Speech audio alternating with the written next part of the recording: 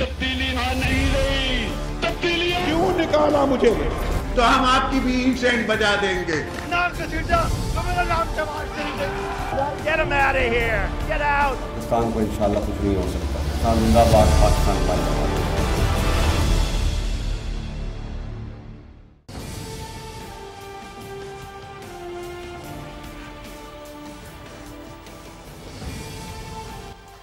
जी अस्सलाम वालेकुम। पाकिस्तान की सियासत में एक नया पेंडोरा बॉक्स खुल गया है। साबिक डीजी FIA बशीर मेमन साहब ने जियो टेलीविजन के एक प्रोग्राम में इंटरव्यू देते हुए वज़ीर आज़म ऑफिस पे डायरेक्टली बहुत बड़े बड़े इल्ज़ामात आयद कर दिए हैं। कल ही सुप्रीम कोर्ट के एक मोअज़्ज़िज़ जज जस्टिस काज़ी फ़ाइज़ ईसा का जो केस है उसके हवाले से सुप्रीम कोर्ट का फैसला आया था। ना सिर्फ नज़र सानी केस जो है वो उनका अप्रूव हो गया है, लग गया है सुप्रीम कोर्ट में, बल्कि उसके अलावा जो उनके खिलाफ कार्रवाई थी वो भी ख़त्म कर दी गई है। सो इस केस की कार्रवाई ख़त्म होने के साथ ही और नज़र सानी केस अप्रूव होने के साथ ही वो समाअत के लिए मुकर्रर होने के साथ ही उसी शाम को डीजी FIA साबिक डीजी FIA बशीर मेमन के इल्ज़ामात के वज़ीर आज़म ऑफिस से डायरेक्ट उस वक़्त के डीजी FIA बशीर मेमन को अहकामात मिले थे कि आपने जस्टिस काज़ी फ़ाइज़ ईसा के ख़िलाफ़ केस तैयार करना है, उनके ख़िलाफ़ इंक्वायरी करनी है और उनको पकड़ना है, उनको आपने कानून के दायरे में लाना है, लेकिन गैर कानूनी तौर पे। ये इल्ज़ामात साबिक डीजी FIA के कोई मामूली नहीं हैं और इल्ज़ामात उन्होंने डायरेक्टली आयद किए हैं मुशीर दाखिला और एहतसाब बैरिस्टर मिर्ज़ा शहजाद अकबर पर और कहा कि कॉल आई थी उनको वज़ीर आज़म ऑफिस के हवाले से।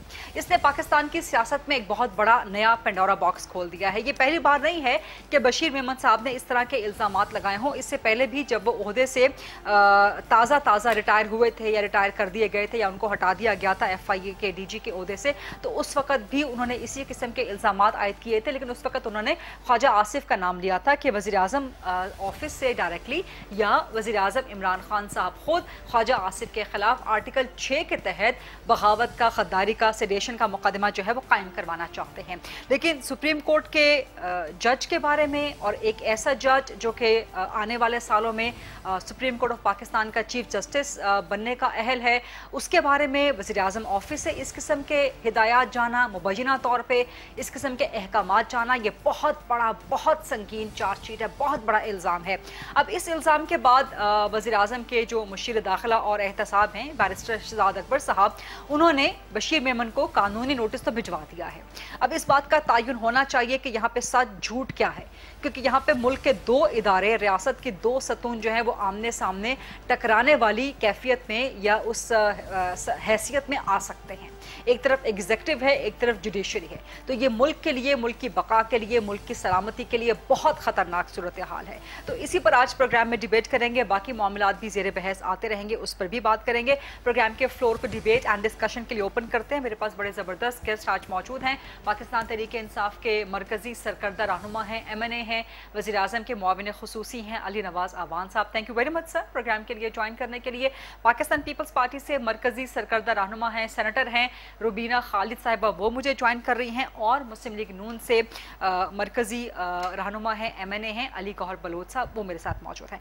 अली नवाज़ आवान साहब, ये बहुत संगीन चार्जशीट है और पहली बार नहीं है कि बशीर मेमन साहब ने ये इल्ज़ाम लगाया हो, इससे पहले ख्वाजा आसिफ का नाम लेके।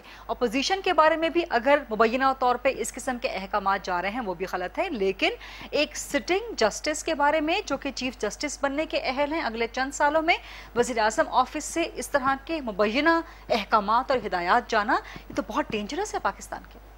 थैंक यू फरीदा, बड़ा अच्छा टॉपिक है और इस पे बात होनी चाहिए। देखें, मसाइल ये हैं जब हम नौकरी में होते हैं और उस वक्त हम अपने आप को अकले कुल समझते हैं, हमें 22वां ग्रेड चाहिए होता है, उसके लिए हम कुछ भी कर सकते हैं। आपके सामने मैं दो मिसालें रख देता हूँ। अगर हमने इसी को एक लॉजिक बनाना है, एक बेस बनाना है ये टॉपिक छेड़ने का, तो आपके सामने अब्दुल बासित साहब इंडियन हाई कमिश्नर रह चुके हुए, उन्होंने जो रिवील किया था कि सज्जन जनरल नवाज शरीफ और मोदी के दरमियान एक रोल प्ले करता था, सीक्रेट जो पैगामात थे related to Hurriyat leaders, related to Kashmir and related to the business, वो उनके प्रायर और सर उसके without taking loop the high commissioner and the embassy in Islam in India. अगर इस तरह इनकी बातों पे जाया जाए तो मेरा ख्याल है गद्दारी का केस बनता है नवाज शरीफ साहब के पास। अगर इन लोगों की, ये मुझे समझ इस तरह नहीं आती कि जब ये लोग नौकरी में होते हैं तो उसको रिजाइन कर देना चाहिए ना। उस वक्त पर्क एंड प्रिविलेजेस एंजॉय कर रहे होते हैं, अगर आप समझते हैं पे अनड्यू प्रेशर डाला जा रहा तो resign at the same day. इन्होंने, मैं आपको बताता हूँ, खाकान अब्बासी साहब ने इनको प्रमोट किया, प्रमोशन में 3 ही बंदे सिंध से प्रमोट हुए थे जिनमें ये एक थे। इनको लाया गया था जरदारी साहब के खिलाफ क्योंकि फेक अकाउंट्स केस उस वक्त चल रहे थे, और अगर आप फेक अकाउंट केस निकालेंगे तो जितनी तहकीकात हुई हैं और जितने भी उसके ऊपर काम हुआ है वो बशीर मेमन साहब ने किया, और वो सारे के सारा जो जरदारी साहब अब भुगत रहे हैं क्योंकि हुआ वो नून लीग के दौर में था। तो मैं कहता हूँ ये कंट्रोवर्शियल टाइप कैरेक्टर्स होते हैं, इनको तो सीरियस लेना ही नहीं चाहिए। अगर ये इतने सही होते, इतने अच्छे होते तो अपनी नौकरी के दरमियान करते ना। आप अपनी पीक टच करते हैं, आप रिटायरमेंट लेते हैं 16 दिन पहले जब आपने रिटायर होना होता है, और उस वक्त आगे इतने बड़े बड़े आप रिवील कर रहे होते हैं। आप ऑफिशियल सर्विस एक्ट की खिलाफ वर्जी करें, ऐसे लोगों के खिलाफ केस करने चाहिए मुझे। और दूसरी तरफ देखें ना, अब मैं बात करूं कि ये क्या मतलब, ये हर दफा कुछ होता है। मलिक तारिक का केस आपके सामने होगा, चौधरी निसार के टाइम पे नादरा के हेड थे, कॉन्स्टिट्यूशनल पोस्ट थी, वो रिटायरमेंट लेना नहीं चाहते थे, फिर कोर्ट ने उन्हें बहाल कर दिया। व्हाटएवर, कितने मैं केसेस बता सकता हूँ। ये रिवील्स बाद में क्यों आती हैं, बाद में ये इनमें वो जज्बा इंसानियत कैसे जाती है रिटायरमेंट के बाद, और इनके तहकीकात होनी चाहिए इन सब की बकायदा। कौन करेगा तहकीकात? आप लोगों ने करनी है ना। शहजाद अकबर ने तो लीगल नोटिस भिजवा दिया। बिल्कुल, तरीका यही है, जब भी इस तरह हो इनको हमें हेड ऑन लेना चाहिए ऐसे लोगों को। ये अपने आप को जो अकले कुल समझते हैं रोज की उठ के, और आप मुझे बताएं कि जिस वक्त ये मीटिंग हुई, जिस वक्त आप पे प्रेशर डाल, रिजाइन क्यों नहीं किया आपने? रिजाइन करने के अलावा ये बात आपकी वैलिड है, लॉजिकल है कि जिस वक्त आपको प्रेशर डाला जा रहा था अगर मुबैना तौर पे वज़ीर आज़म ऑफिस की तरफ से, तो उस वक्त बशीर मेमन साहब को चाहिए था कि कहीं पे इसको रिकॉर्ड पे लेके आते या इसको प्रोटेस्ट करते। प्रोटेस्ट तो खैर उन्होंने कहा कि मैंने किया कि ये मेरा दायरा इख्तियार नहीं है, जुरिस्डिक्शन नहीं है, लेकिन आप मतलब इसको बिल्कुल टोटली रबिश करार दे के, जैसे रबिश पर्सनालिटी की तरफ से रबिश बयान, ये जरा नहीं, ट्राई टू अंडरस्टैंड। अगर मैं एक पर्सनालिटी को जज करता हूँ उसकी कैरेक्टरिस्टिक्स के ऊपर, कैरेक्टरिस्टिक्स ये होते हैं जब बंदे पे मुश्किल टाइम आता है बंदा उस वक्त खड़ा होता है, बंदा अपने सारे पर्क्स प्रिविलेजेस एंजॉय करके, और जब वो कोई उसको उस वक्त घास डालने को तैयार नहीं होता उस वक्त आके मन गढ़ंत बातें करना शुरू कर दे। दिस इज रॉन्ग गरीदा। आप अपने आप को अगर सीरियस करवाना चाहते हैं, सीरियस दिलवाना चाहते हैं, तो आप आए ना, कुछ ठोस सबूत लेके आए। आप एक भी शाहजेब के प्रोग्राम में कोई सबूत दिया उन्होंने कहा मैं मीटिंग में गया और मुझे पे प्रेशर डाला गया, इज एनीथिंग इन रिटर्न? अगर नहीं है तो आप उसको प्रूफ कैसे करेंगे? आप इस वक्त के इस टाइम के प्राइम मिनिस्टर का एलिज कर रहे हैं, और किस बेस पे कर रहे हैं? सिर्फ अपने माइंडसेट की बेस पे कर रहे हैं, कोई सबूत नहीं है आपके पास, तो आप इस तरह की पर्सनालिटी को क्या कहेंगे? या तो इनका दिमागी इलाज होना चाहिए या इनको किसी हॉस्पिटल में एडमिट करना चाहिए। आप यार सबूत भी नहीं दे रहे, आप या फिर आप सियासत में आना चाहते तो आप सियासत करें ना, आके कोई पार्टी को ज्वाइन कर लें, हम आपको आप करें, हम पे खोल के तनकीद करें, but this is not the way. लेकिन बशीर मेमन साहब क्यों इल्जाम लगाएंगे, वज़ीर आज़म को टारगेट क्यों करेंगे? उनका पर्सनल वेंडेटा है ना। आप वो समझते हैं कि नॉर्म्स एंड कल्चर ये है सिविल सर्विस का कि जो आखिरी दिनों में होते हैं आपको ट्रांसफर नहीं किया जाता। जो गवर्नमेंट ने इनको ट्रांसफर किया और वाजिद सियाह साहब को पोस्ट किया, उसको उन्होंने बेस बना के कि आपने मुझे सही तरह ट्रीट नहीं किया, नॉर्म्स के मुताबिक ट्रीट नहीं किया। उस वक्त भी उनका स्टैंड ये था कि मुझे ख्वाजा आसिफ के खिलाफ केस बनाने के लिए कहा जा रहा था, जो मैंने नहीं कहा। Nothing like this, nothing like this. अगर कोई सबूत, एनीथिंग ऑन पेपर्स, कोई आपने कुछ किया, कोर्ट में तो ले गए हैं ना शहजाद अकबर साहब, तो वहां सबूत खुल के सामने आ जाएंगे। लेकिन नहीं, पर आपको भी देखना चाहिए ना। देखें, पॉलिटिशियंस एक दूसरे पे बात करते हैं, हम लोग करते हैं, हम नून पे करते हैं, तरीके इंसाफ नून पे करती है, नून पीपल्स पार्टी पे। आपने अपने 33 साल नौकरी की है, आपने हाईएस्ट मोस्ट रैंक अचीव किया है, और आपको सारी जिंदगी में अगर कहीं मसला पड़ा है, ना डिक्टेटर्स के साथ आपको मसला पड़ा, ना नून लीग के साथ पड़ा, ना पीपल्स पार्टी के साथ पड़ा, क्योंकि आपको एक दफा पोस्ट आउट कर दिया गया, other than norms and culture of the civil service, आपने पर्सनल वेंडेटा बना लिया, फिर आपने इलेक्ट किया और विदाउट सबूत किया।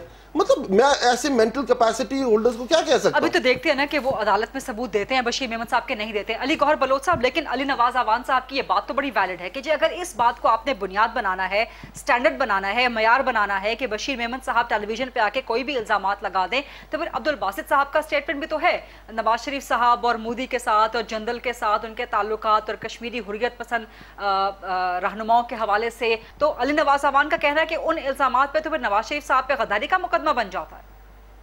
देखिए, होता ये है कि जो इंसान का कॉल और फेल है ना, उससे पता चलता है कि इंसान सबसे पर्दा क्या कर रहा है।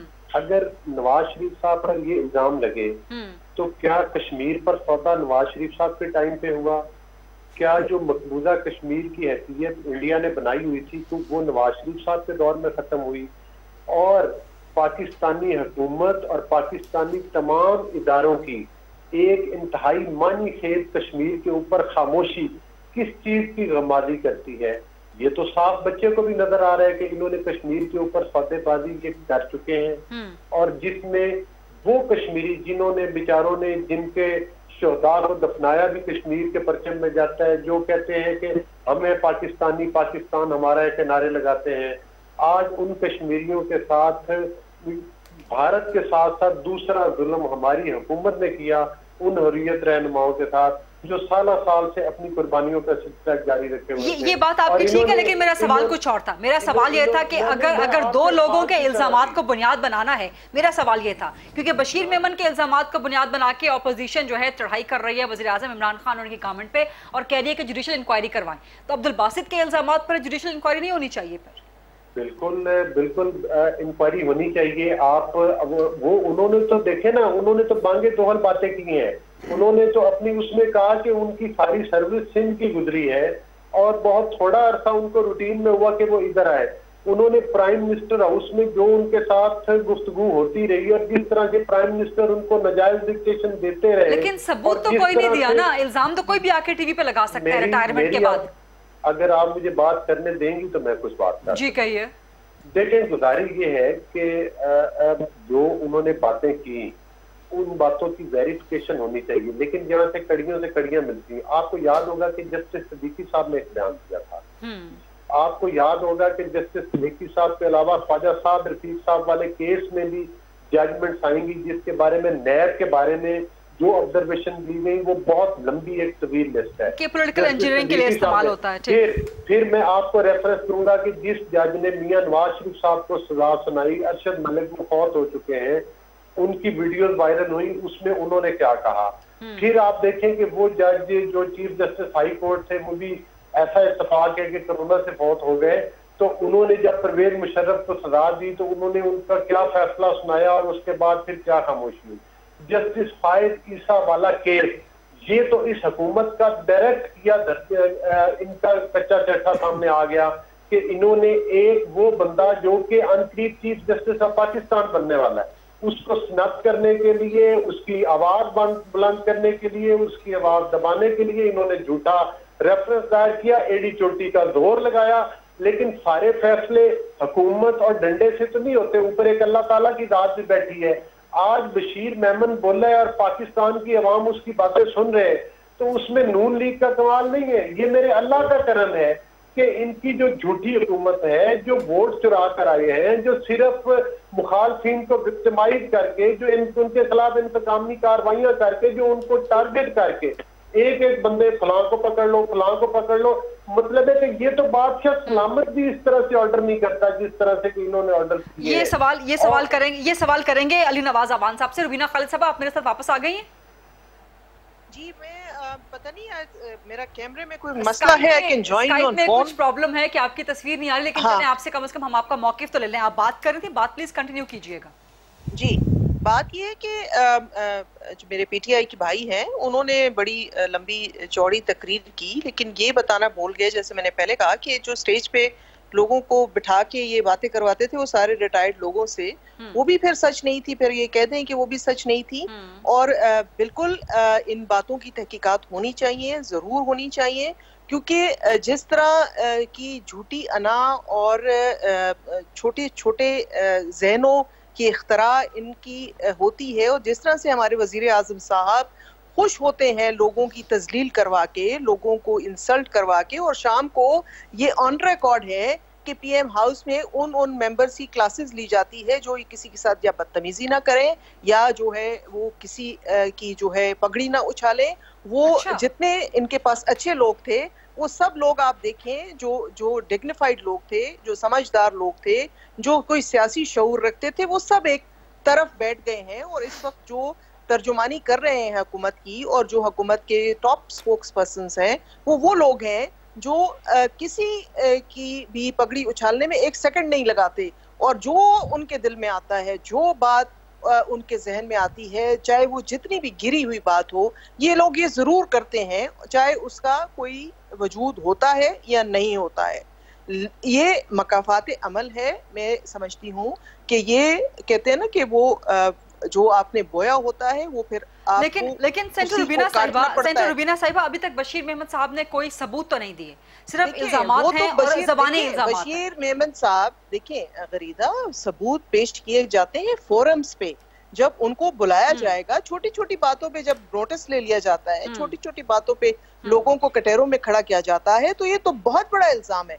अगर इल्जाम वाकई है उनको बुलाएं, उनसे वो फाइल करवाएं, अदालतें इसका सुओ मोटो नोटिस लें कि वाकई ये बातें जो वो कर रहे हैं वो सही है। बशीर मेहमद साहब पाकिस्तान में ही हैं, किसी और सैयारे पे नहीं चले गए हैं, उनको बुलवाया जाए। मेरी तो सुपीरियर कोर्ट से भी ये होगी रिक्वेस्ट कि चूंकि उसके अंदर कोर्ट्स का भी जिक्र आता है, तो ये जरूर इसकी तहकीकात करनी चाहिए, बुलवाना चाहिए और इसकी ताकि दूध का दूध और पानी का पानी हो जाए।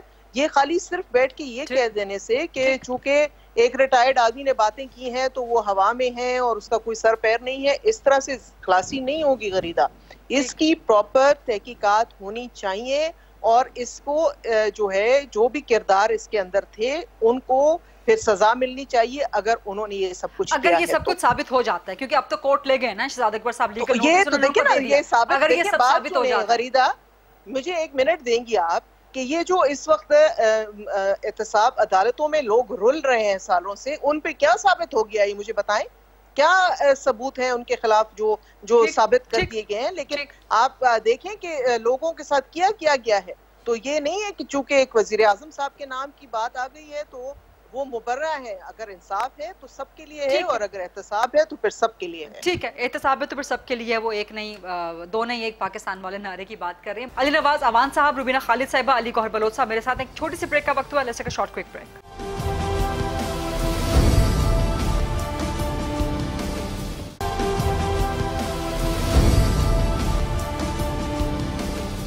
जी welcome back after the break. Justice Qazi Faez Isa का रेफरेंस हुकूमत के गले की हड्डी बन गया है। पहले तो खुद कल सुप्रीम कोर्ट ने उस रेफरेंस से कार्रवाई ख़त्म कर दी, नजरसानी केस मंजूर कर लिया। हुकूमत के लिए ये सबसे बड़ी सुक्की है। अभी वो कम हुआ नहीं था बशीर मेमन के इल्ज़ामात। जस्टिस काजी फाइद ईसा वाले केस पे अब रेफरेंस तो ख़त्म हो गया उनके खिलाफ। हुकूमत के लिए सुक्की का बाइस तो है, और आप नहीं समझते कि सदर को उनके ओहदे से अलग हो जाना चाहिए? ठीक बात, मैं इस पर भी आपकी जवाब देता हूँ। मैं थोड़ा सा जवाब देता हूँ बाकी अपने कोलीग्स का। अगर आप ये देखें कि प्राइम मिनिस्टर इमरान खान पे जब बनी गाला का घर आया था और हनीफ अब्बासी साहब ने चैलेंज किया था उसको, तो खान साहब ने मेरे ख्याल लगभग कोई 100 पेशियाँ भुगती होंगी सुप्रीम कोर्ट की। हमने तो नहीं कहा, हमने तो ये बात बिल्कुल भी नहीं की कि हमसे आप सवाल ना करें। हमने तो बिल्कुल ये नहीं कहा, हमसे पूछा गया मनी ट्रेल दो, हमने तो 1973-74 से लाके मनी ट्रेल दे दी। हमने तो ये बात बिल्कुल नहीं कही कि मेरे अब्बू से पूछो, मेरे दादा अब्बू से पूछो, मेरे बच्चों से पूछो। मैंने तो इमरान खान साहब की बहन इमरान खान साहब ने ये कभी नहीं कहा कि ना तो मेरी इंग्लैंड ना कोई पाकिस्तान में जायदाद है। हमने सारे सबूत पेश किए, सारे की सारी एग्जैक्ट जो मनी ट्रेल्स हैं वो फराहम की।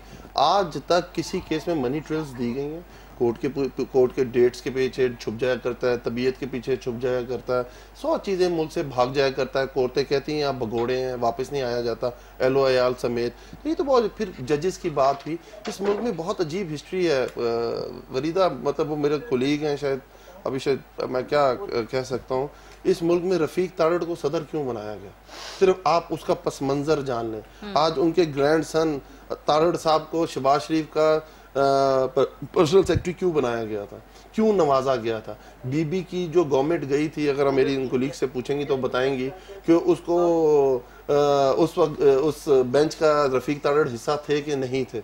उसके बाद अगर जैसे सजाद अली शाह साहब को गवर्नर क्यों बनाया गया था कि जुडिशरी को तोड़ने के लिए। रफीक तारड़ साहब को, रफीक तारड़ साहब ब्रीफ केस बलोचिस्तान गए थे, नया बेंच बना था। ये वो जजेस हैं, बाद में उनको एक को सदर एक को गवर्नर बनाएगा। जस्टिस खलीक साहब से शरीयत कोर्ट के, उनको कितना नवाजा गया। मलिक कयूम साहब अटॉर्नी जनरल, फिर वो पीपल्स पार्टी के दौर में भी अटॉर्नी जनरल रहे। ये हिस्ट्री है। तरीके इंसाफ ने इस तरह का कोई काम नहीं किया, ना हमने किसी को नवाजा ना हमने किसी को नवाजा। जो बंदा काम करता है काजी फाइज के खिलाफ जो अब आपने वो देखे, वो जजमेंट आ गई है। और मैं ये समझता हूँ जो जजमेंट दी है, मेरा ख्याल है आइंदा लोग पहले ये करते थे कि एक बच्चा उनका सियासतदान होना चाहिए, एक ब्यूरोक्रेट होना चाहिए। आइंदा से मेरे ख्याल लोग ये भी कहेंगे कि एक बच्चा उनका जज भी होना चाहिए, ताकि अदालत वाली बात कर रहे हैं। जज बनना, मैं अपने चाहता हूँ मेरे बच्चे को जज बन जाए, वो कोई गलत बात है? कोई गलत बात है खरीदा? मैं चाहता हूँ मेरे बच्चा बड़ा होके, पता है कि ये बात किस रेफरेंस में की जाती है? नहीं नहीं, मैं ये नहीं कह रहा, मैं कह रहा हूँ पुलिस में होना चाहिए, वही बात गरीदा, मैं ये कह रहा हूँ कि मैं चाहता हूँ कि मैं कहता हूँ मेरे बच्चा एक फौज में जाए। क्यों जाए? कोई तौहीन फौज हो जाएगी? मैं अपने बच्चे को कहूँगा फौज में चला जाए। एक बच्चे को कहूँगा मैं सिविल सर्विस में जाए, मैं ये तौहीन सिविल सर्विस हो जाएगी मेरा बच्चा सिविल सर्विस?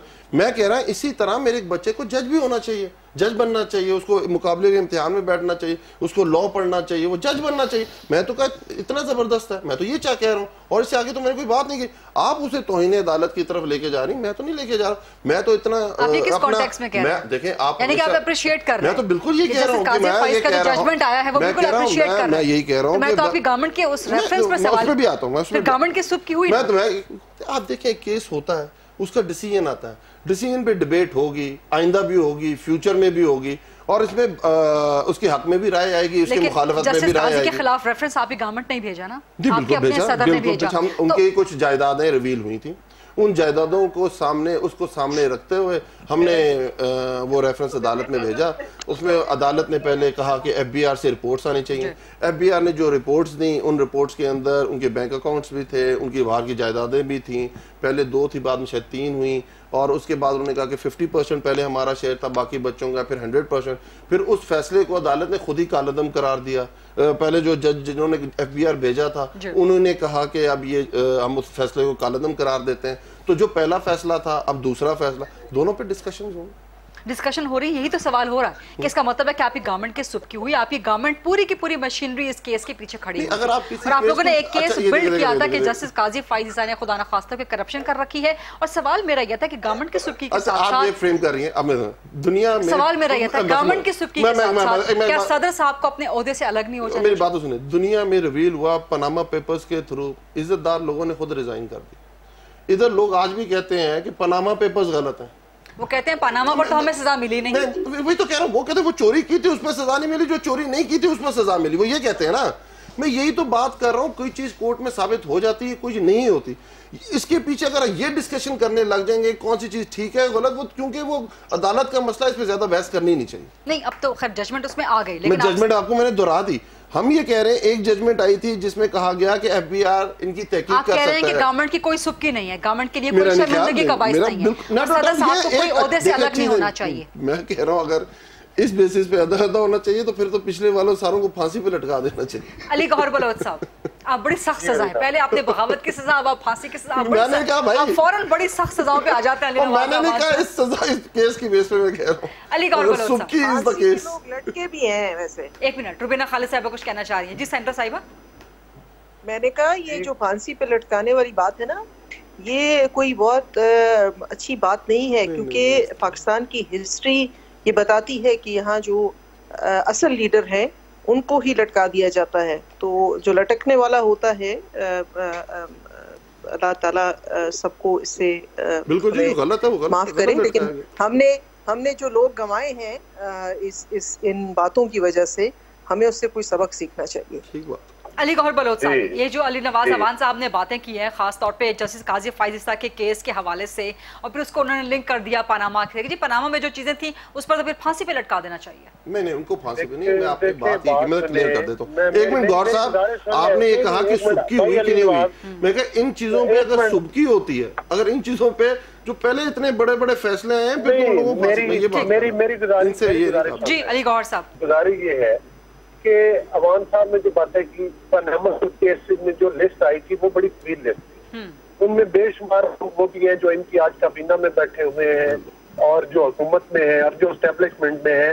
पनामा का बहाना बना के अगर टारगेट किया गया तो सिर्फ शरीफ फैमिली को किया गया। उसके बाद आप देख लें कि जो भी इनकी सूरत, आप इनसे मनी ट्रेल पूछते, डे वन से इमरान न्याजी ने कहा कि मैं तो कुछ करता नहीं, करोड़ों रुपए, करोड़ों अरब रुपए के जलसे पार्टी में चले, तमाम बाय फॉरेन फंडिंग केस। आप बताएं मीडिया पे आकर कि इन्होंने कितने साल उसके ऊपर स्टे ऑर्डर लिए रखा और स्टे के पीछे छुपते रहे, और आज भी जो उसमें ऐसे अकाउंट्स भी, बैंक अकाउंट्स आ गए हैं जो कि इंडिया से हैं और जिनमें से मतलब है कि हैरान कौन हद तक जो इंकशाफ होने की तरफ जा रही है कहानी, कि मतलब है कि ये किन किन लोगों से फंड लेते रहे। मुझे ये बताएं कि इसकी मनी ट्रेल सिर्फ ये कि जो पैसा इससे पूछा गया ये कहे कि मुझे जमाइमा ने दिया। मुझे ये बताएं कि जो अचानक इमरान खान की बहनें अरबोपति हो गई और उनको एनआरओ दे दिया, और जहांगीर तरीन को इन्होंने, आज आपने पूरे पाकिस्तान में देखा कि जनाब फॉरेन इंक्वायरी अफसर ट्रांसफर फॉरेन, ये तो कहते थे कि हमारी पार्टी में टूट फूट नहीं है। सबसे पहले तो इमरान न्याजी की ये पहली शिकस्त है कि इसने जहांगीर तरीन का ग्रुप अपनी पार्टी में तस्लीम करके उनको मुलाकात का टाइम दिया गया। इसका मतलब ये है कि पीटीआई में एक दूसरा ग्रुप फॉरवर्ड ब्लॉक मौजूद है और इसको अपना बजट पास करवाने के लिए, अपनी हुकूमत बचाने के लिए जहांगीर तरीन को और अपने दीगर जो इसकी कैबिनेट में बैठे हुए लोग हैं, आपने आमिर कियानी को एनआरओ दिया हुआ है, नहीं दिया हुआ तो बताएं। आपने ये जो आपके मिनिस्टर साहब है जिन्होंने अरबों रुपए की फजिंग की थी, सरवर खान साहब, और उसके बाद उन्होंने बयानात दे के जो है बेड़ा गर्क किया पीआईए का, आपने उनको एनआरओ दिया हुआ है। तो इसका मतलब ये कि आप कैसे कहते हैं कि वो जो अपना मेमन साहब है उनकी बातें गलत है। इनका तो एक एक दिन, एक एक महीना, एक एक मिनट ये बताता है कि ये कितनी बड़ी करप्शन करते हैं और किस तरह से हुकूमती इदारों में बैठे हुए लोगों को इस्तेमाल करके अपने मुखालफीन के ऊपर बंदूकें तानते हैं, उनको झूठे मुकदमात में अंदर करवाते हैं। किस तरह से आप कश्मीर का सौदा करते हैं, किस तरह से पाकिस्तान के लोगों की अब दिलों की पे जो उनकी तर्जमानी जो है वो अगर करती है, वो सिर्फ अपोजिशन की बातों ने की है। आपने तो बेच डाला कश्मीर को, आपको शर्म आनी चाहिए। कम अज कम अगर आप कश्मीर आजाद नहीं करवा सकते थे तो उनका वो स्टेटस ही बहाल रखते थे। कौन सा ऐसा फील्ड है, करप्शन कर ले, विक्टिमाइजेशन कर ले, आप जुडिशरी पर तनकीद कर ले, आप अपने पाकिस्तान के इदारों को गालियां देने वाली बात कर ले। कौन सी ऐसी चीज है जिसमें इमरान खान ने रिकॉर्ड कायम नहीं किए? चाहे कभी कंटेनर पे खड़े होके किए, कभी हुकूमत में बैठ के किए, फिर वजीर आजम हाउस में सुबह से शाम तक। शर्म की बात है, तुम लोगों को बुलाकर कहते हो कि फलां को पकड़ लो, फलां को पकड़ लो। तुम्हारा ये काम है, ये काम इदारों का था। लेकिन अफसोसनाक सूरत हाल है कि जो आज आप कहते हैं नवाज शरीफ बाहर बैठा हुआ, ये कह रहे थे, हाँ हमें इस बात की खुशी और फख्र है कि वो आपके जंगल से आजाद होकर आज अपनी पार्टी को भी चला रहे, आज पाकिस्तान की आवाम को खिताब भी कर रहे हैं और लोगों को बता रहे हैं कि पाकिस्तान के साथ खिलवाड़ कौन कौन कर रहा है इस न्याजी के जरिए बैठकर। इसके पर्दा कौन कौन से एलिमेंट है और इसके सामने कौन कौन से एलिमेंट। ठीक है, अली नवाज अवान साहब, रुबीना खालिद साहिबा, अली गौहर बलोच साहब मेरे साथ। एक छोटी सी ब्रेक का वक्त हुआ, let's take a short quick break.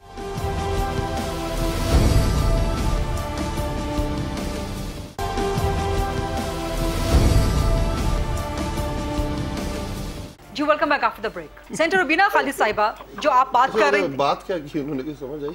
उन्होंने बड़ी अहम बात की है जहांगीर तरीन के हवाले से। एनआरओ तो आप लोगों ने दे दिया जहांगीर तरीन ग्रुप को। जहांगीर तरीन का तो मेरी बातों का जवाब देना था उन्होंने। सवाल तो वो करेंगे तो ये कह रहे हैं, वो कह रहे हैं, वो अच्छी बात जहांगीर तरीन वाले देखे ना, ये गौर ने अच्छी बात की कि वो इखलाकियात भी हमसे ही एक्सपेक्ट करते हैं, अदल और इंसाफ भी हमसे ही एक्सपेक्ट करते हैं, अपनी पार्टी में नहीं करते। वो ये कह रहे थे कि इमरान खान साहब की बहनें अरबपति होगी।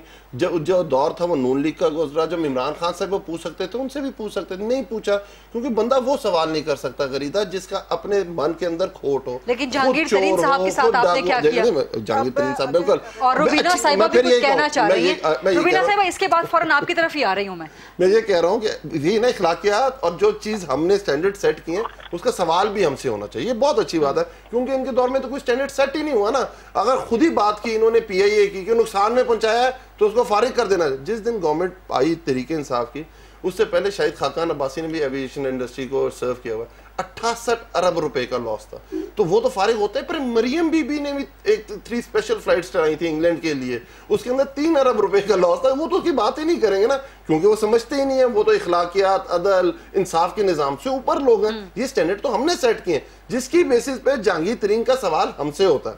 जहांगीर तरीन का जहां मामला है, आपके सामने इस मुल्क में हर दौर के अंदर शुगर माफिया रही है। शुगर माफिया ने काम करते हुए पीपल्स पार्टी के दौर में 140 रुपए पे चीनी चली गई। नून लीग के दौर में इन्होंने हर साल ऑन एवरेज कोई 15 अरब रुपए की शुगर मिल्स को subsidy the. And your point is, मैं समझाता हूँ। उस पहली दफा ये हुआ कि एक पहले साल जैसे ही हमारी गवर्नमेंट आई, हमें भी ब्लैकमेल किया गया कि हमारे पास पैसे नहीं है, हम काश्तकार को पैसे नहीं दे सकेंगे। जब काश्तकार के लिए हमने उनको सब्सिडी दी 3 अरब रुपए की पंजाब गवर्नमेंट ने और सिंध ने अपनी तरफ से दी, तो आप यकीन कीजिएगा कीमतें ऊपर जाने लग गई। एज एन हुकूमत हमारा काम बनता था इसके ऊपर इन्वेस्टिगेशन करें। पहली दफा कमीशन बना, उसकी रिपोर्ट आई, FIRs दर्ज हुई। अब हमारे कुछ मेंबरान जहांगीर तरीन के साथ बैठे हुए हैं और वो ये कह रहे हैं कि हमें इस जो ये हमारे को इंक्वायरीज हो रही हैं, हमारे उसके ऊपर इत्मीनान नहीं और है। आप लोगों ने तब्दील करवा दिया, आप लोगों ने FIA के डायरेक्टर लाहौर में तब्दील करवा दिया। सुनते जाए नगरीदा, बिल्कुल ठीक बात की आपने। उन्होंने कहा कि हम आपसे मिलना चाहते हैं। इमरान खान साहब ने कहा बिल्कुल मिले, पर एक चीज याद रखिए, कल के भी आपने देख लिया होगा जो उसकी स्टोरीज बाहर आई हैं कि उन्होंने कहा अगर आप मुझ पे एतमाद है तो एक चीज है कि मैं एहतसाब के अमल के दरमियान नहीं आऊंगा। जिस शख्स को चेंज किया गया उसकी जगह लगाया किसको गया खरीदा?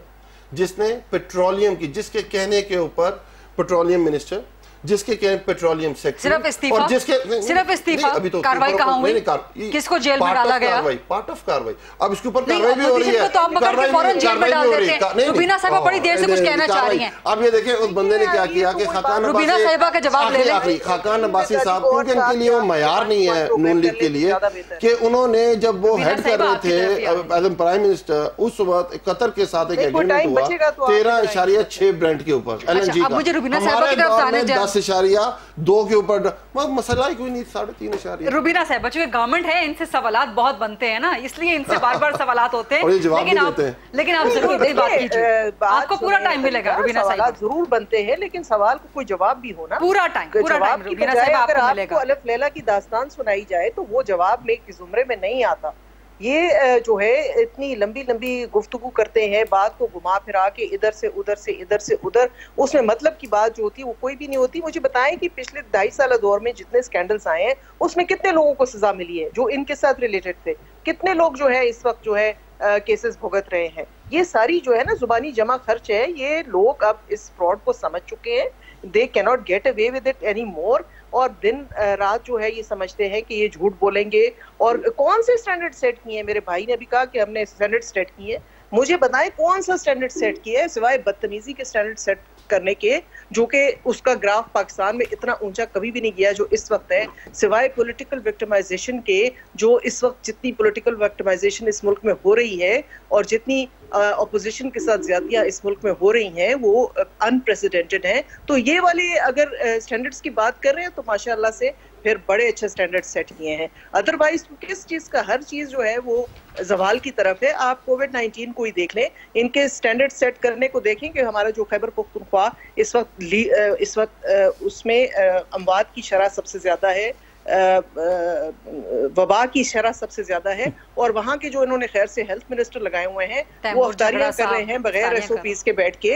ये स्टैंडर्ड और वफाकी वजीर वो अली अमीन गंडापुर की भी आ गई हैं तस्वीरें, वो भी इफ्तारियां कर रहे हैं इसी तरह से। तरीके से मैं नहीं समझती कि कम से कम मैं रोजे की हालत में बैठ के इतने बड़े बड़े ना झूठ सुन सकती हूँ और ना बोल सकती।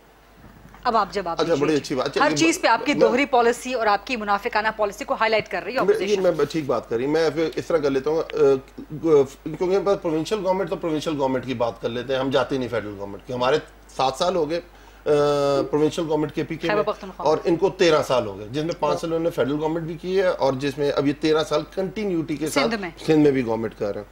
अब हमारे सामने तरीकाकार क्या है? हमारे सामने है कि हम उसका कंपैरिजन करें कि सिंध की आवाम को क्या मिला और KPK की आवाम को क्या मिला। KPK कौन सा रीजन था? सुनते जाइए, KPK रीजन में हमारी आपने देखा वॉर एरिया पख्तूनख्वा में दिखाऊंगी कि आवाम जो है ना, जो आप लोगों ने झूठी चीजें बनाई हुई हैं अपने सोशल मीडिया के ऊपर, जाके जरा सड़क पे बैठे हुए, रोड पे बैठे हुए, गलियों में बैठे हुए लोगों से पूछे कि 7 सालों में आपने उनका हशर क्या किया है। ठीक बात है, मैं पूरी बात का जवाब दूंगा। बड़ी करते हैं। मेरा खुद ताल्लुक जो है खैबर पख्तूनख्वा से है और मुझे पता है कि जो हेल्थ सिस्टम है वो तबाह कर चुके हैं आप लोग, सिर्फ एक फर्द शख्स की वजह से। मेहरबानी, शुक्रिया जी आपका। अब देखिए, आप कंपैरिजन ड्रॉ करें, कराची पाकिस्तान का मेन 95% जो रेमिटेंस, जो हमारी रिसीट्स आती हैं सिंध गवर्नमेंट के अंदर 95% कराची प्रोड्यूस करता है और 45% जो रिसीट्स फेडरल गवर्नमेंट की आती हैं उसमें कराची साथ देता है। अर्बन सेंटर्स में हैदराबाद है, लाड़काना है, नवाबशाह है, ये अर्बन सेंटर्स है।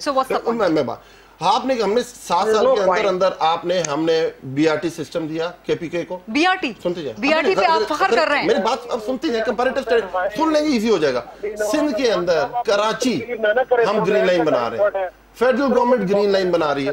अच्छा, हमने केपी की अवाम को यूनिवर्सल हेल्थ सिस्टम दिया, हर फैमिली 10 लाख रुपए की इंश्योर्ड है। केपीके के अंदर क्या है, हमने वहां पुलिस रिफॉर्म्स दिए, हमने वहां लैंड रिफॉर्म्स दिए, हमने वहां एजुकेशनल रिफॉर्म्स दिए। एक बार सिंध का असर देख लें आप, K4 13 साल से गुस्सा नहीं करना। रुबीना साहिबा, एक मिनट मुझे रुबीना साहिबा से बात करने दें। रुबीना साहिबा, आपने एतराज़ात किए, आपने एतराज़ात किए। मैं ये कह रही हूँ, मैं आपको चैलेंज करती हूँ कि एक प्रोग्राम स्पेशली कर लें हेल्थ। मैं बिल्कुल कर लेता, मैं कर लेता हूँ। मैं रुबीना साहिबा गुस्सा ना करें, वैसे भी पीपल्स पार्टी से दूर होता है रमजान में, पीपल्स पार्टी ठीक होती है, अल्लाह ने गारंटी दी हुई है इस चीज की। अच्छा, मैं और बात करने लगा कि अब सुने, अच्छा अब केपी सिंध में देखने, अब इतनी 13 साल का आप मुझे 1 सेकंड मांग रही है। There is no ambulance service in Sindh, there is no sarkari bus available in Sindh, there is no water supply for Karachi from last 13 years। KCR federal government, K4 federal government, green line federal government, नाले तक ये साफ नहीं कर सकते। आप ये देखिए, अभी ये कोविड की बात करें, मैं कोविड पे पूरा प्रोग्राम कीजिएगा। 2.5 लाख बच्चा, 2.5 लाख अभी कुत्ता काटा, 2.5 लाख बच्चों को कुत्ता काटने की वैक्सीन अवेलेबल है। लाड़काना में एड्स फैल रही है, एड्स फैल रही है, कोई तरीका कार नहीं उसको कवर करने का। ये सिंध चल रहा है, 7 अरब रुपए ज़कात के फंड में से खा गए। ये चोर गंदम जो चूहों को दी जाती है वो सिंध की अवाम को दी जा रही है। अब मुझसे कंपैरिजन कर रही केपी का, फॉर गॉड सेक, मैं क्यों, रमजान है, वो शैतान गालिब आ नहीं सकता, तो मैं क्या कर सकता हूँ। चले रुबीना साहिबा क्विकली जवाब दे दें, फिर मैं वाइंड अप करती हूँ। रमजान में झूठ बोलना बंद कर दें, इनको कहें कम से कम इसका जवाब तो अल्लाह ताला इनसे लेगा, बाकी अगर पूछे अच्छा बदवाएं देने पे बड़े बड़े अपनी लीडरशिप को दें रमजान में, और कम से कम इस रमजान की पाकिस्तान का, इस रमजान की जो है ये बदवाएं अपनी लीडरशिप को दें मैडम, शायद पाकिस्तान ठीक है। टाइम बिल्कुल खत्म हो गया, टाइम बिल्कुल खत्म हो चुका है। बहुत बहुत शुक्रिया अली नवाज अमान साहब, सेंटर रुबीना खालिद साहिबा, अली गौहर बलोच साहब, जिनकी आवाज बिल्कुल भी हमें नहीं आ रही थी, but that was for today. यह था आज का प्रोग्राम। आई सी टुमारो इंशाल्लाह। अल्लाह हाफिज़।